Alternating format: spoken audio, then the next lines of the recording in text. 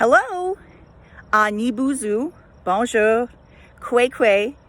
Hi everybody, it's Ms.Green and I'm here at Samuel de Champlain Park for a little bit of a field trip today. I've chosen Samuel de Champlain Provincial Park for our virtual field trip in Indigenous History class. We need to learn about Samuel de Champlain, the Indigenous people of that time period, and all of its connection to the land. So I need you to understand a little bit about where Champlain Park sits. Champlain Park is located between North Bay and Mattawa on the Mattawa River. So we should probably talk about that word, Mattawa. It's an Algonquin word, and it could either mean a junction of a few waterways or a river with walls that echo, which when you see some of the landscape of this area makes a lot of sense. In the exploration and fur trade era, between 1610 through to the 1800s, this river, its rapids, and multiple waterfalls were traveled and portaged by voyageurs and Indigenous people carrying birch bark freight canoes. And some people think that it is one of the most demanding waterways. Today, Mattawa River and Champlain Provincial Park protect the river. For the outstanding historical, natural, and recreational value, the Mattawa River has been designated a Canadian Heritage River.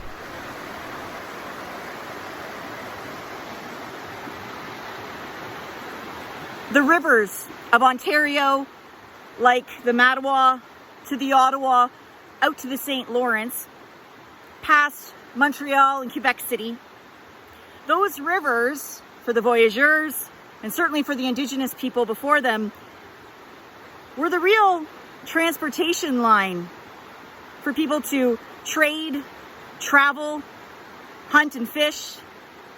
They were, in some ways, the original Trans-Canada Highway. So, let's talk contact. Europeans had been visiting northeastern North America for centuries, but it was French explorer Jacques Cartier who opened the interior of the continent to French exploration and settlement. Cartier's 3 voyages down the St. Lawrence in the 1530s and 40s expanded European knowledge of the river. He created alliances with the St. Lawrence Iroquois, and he established the first French settlement, Charlesbourg Royal, near Quebec City. That settlement was abandoned in 1543, but it still marked the beginning of France's colonization of North America. Finally, this gets us to Samuel de Champlain. He really was interested and had aspirations of French settlements in the New World. And he had learned about the earlier settlements and their failures, and actually went to Quebec City, and in 1608 made a successful settlement there. And that colony would become New France. And he is considered the father of New France. Champlain had a number of goals. He wanted to increase settlement, trade, and exploration. Champlain had to develop alliances with the Indigenous people of this area. In exchange for access to their land and territories and trade networks, Champlain agreed to support the Innu, Algonquin, and Huron nations in their conflicts with the Iroquois. This alliance, these first alliances, reduced the threat from the Iroquois and gave Champlain and his allies the opportunity to focus their efforts on trade and exploration further into the interior. Canada was built on the hard work of the Indigenous people who became a huge part of the fur trade. Europe needed fur. Specifically, they loved beaver pelts. The French gave European goods to Indigenous people in exchange for any beaver pelts that they trapped and traded. The fur trade in North America was really three companies: the Hudson's Bay Company, which you may already and still know about, the Northwest Company, and the American Fur Company. And these competing fur trade companies made it very profitable for Indigenous people as well as the Métis trappers, because they could sell their furs to the highest bidder. Unfortunately, all of this competition led to conflict over prices, Métis and Indigenous livelihood, land, and territory. The fur supplies were in such high demand from Europe that the beaver numbers dwindled around the Great Lakes. The country was driven into war, often nicknamed the Beaver Wars, or French and Iroquois Wars, that began in 1603 and would continue for 100 years. The Beaver Wars involved two sets of allies. The Iroquois were looking for more land for trapping in the north, and the Huron and Algonquin wanted to retain their territory. Samuel de Champlain and the French were still on the Huron and Algonquin side, and were willing to support them militarily.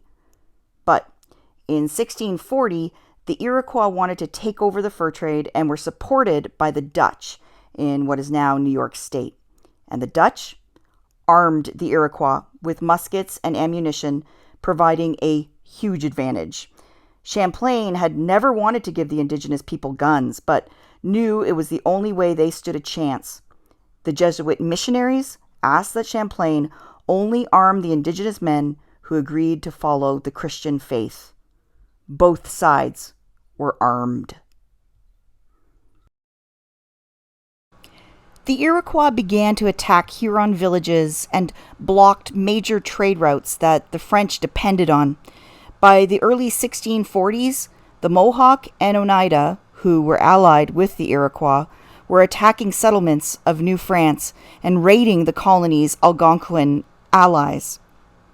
By 1642, the French were trying to survive raids by building a chain of fortified settlements as far upriver as Montreal.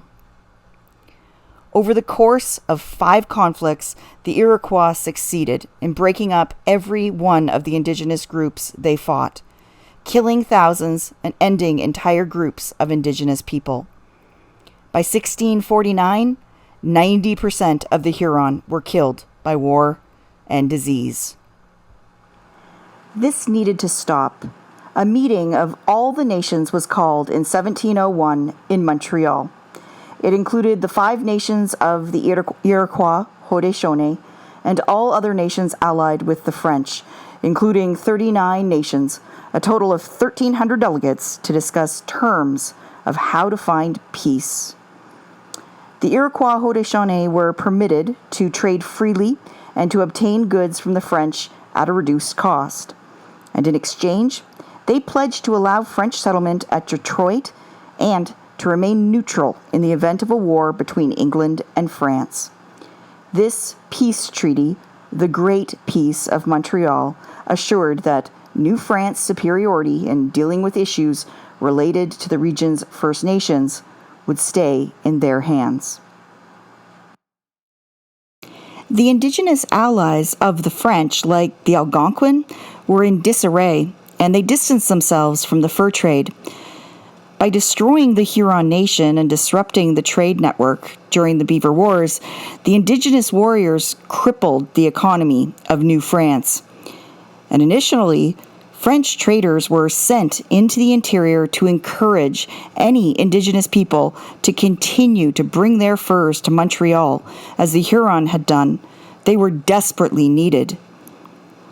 As the fur trade slowly began to recover, the French government tried to take some control back, and they made it illegal for non-Indigenous trappers to work west of Montreal. These laws started an illegal trade involving a group known as the Coureurs de bois, or runners of the woods. These were Frenchmen and Métis who were willing to break the law and trade directly with Indigenous trappers in the West. The French government eventually just had to relent, and they finally gave licenses for a limited number of canoes to travel into the interior. Voyageurs were the main labor force of the Montreal-based fur trade system. But who are the voyageurs? The Canadian voyageur is often romanticized as a free-spirited man of the wilderness, singing and drinking and paddling. But in reality, the life of a voyageur was really difficult. French voyageurs would have made a small wage from a Montreal-based trading company that used them, frankly, as pack mules to carry the furs from the wilderness. Thousands of voyageurs were also Métis and Indigenous men. There is a mural of a beautiful painting called Canoes in a Fog, Lake Superior by Frances Ann Hopkins in the visitor center that sits in Champlain Park that I visited the other day. And the painting is rather romantic as the voyageurs paddle over the still water through the fog. But if we look more closely, you notice that there are Indigenous men doing all of the paddling and sitting, calm, reading and smoking a pipe, a white European couple. Life as a voyageur was not easy. Many voyageurs ended their careers very young and often disabled. The work of hauling these huge freight canoes, carrying the huge loads of furs, sometimes 2 to 3 packs each, over the Canadian terrain was torture. Their bodies were often destroyed by the hard labor and terrible injuries. One of the earliest charitable organizations in Canada was established in Montreal and was actually called the Relief of Disabled and Decayed Voyageurs.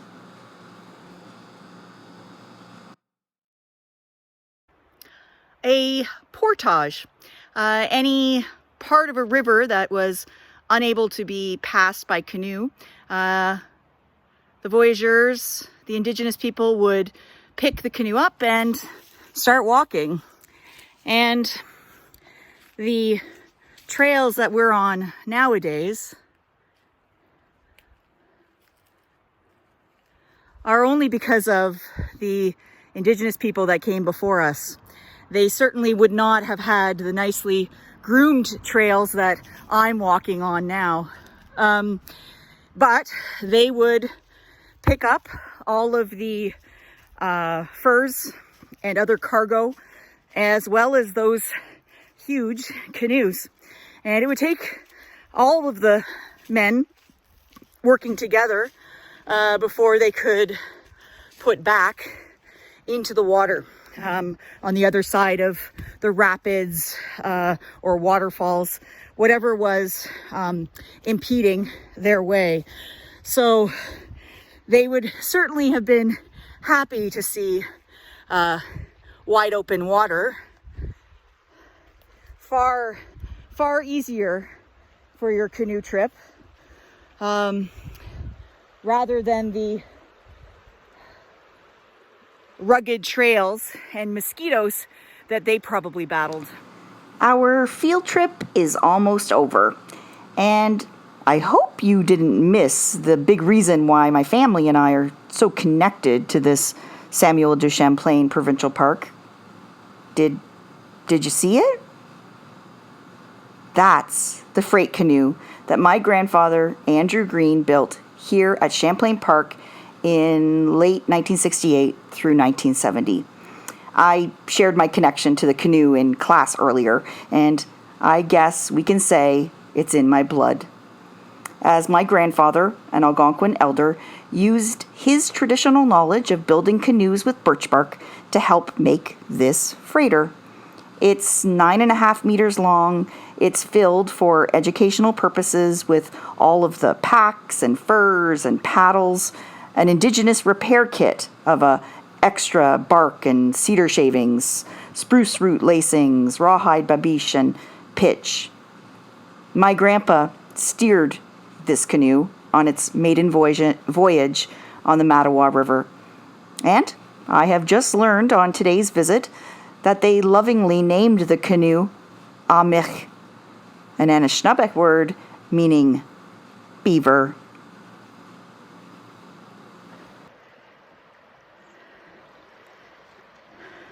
So that's the end of the river, or somewhere that way would be the end of the river, heading out down the Mattawa to the Ottawa and beyond. And for us today, I hope you've enjoyed Champlain Park with me. I've had a great time, but I am battling some black flies. So I'll see you guys again real soon. Bye now.